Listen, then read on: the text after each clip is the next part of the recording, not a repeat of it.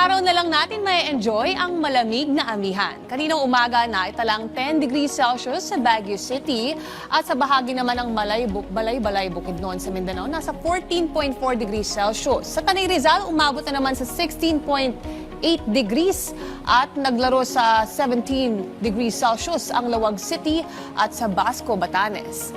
Samantala dito sa Metro Manila, malatagaytay ang simoy ng hangin umabot sa 20 degrees Celsius sa Quezon City bandang 6:30 ng umaga kanina.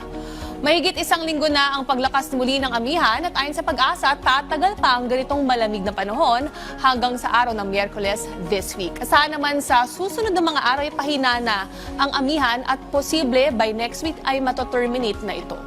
Bukod sa malamig na hangin, makararanas din ng maulap na panahon at mahinang pag-ulan sa bahagi naman yan ng Batanes, Cagayan, Isabela, Apayao, Aurora at Quezon. Abot din yan sa Visayas at Mindanao, posibleng makaranas ng isolated rain showers dito sa Metro Manila at sa kanlurang bahagi ng Visayas. Ngayon, silipin natin ang chances of rain sa ilang mga pangunahing lungsod sa bansa. Keep safe at stay dry. Laging tandaan may tamang oras para sa bawat Pilipino. Panapanahon lang yan.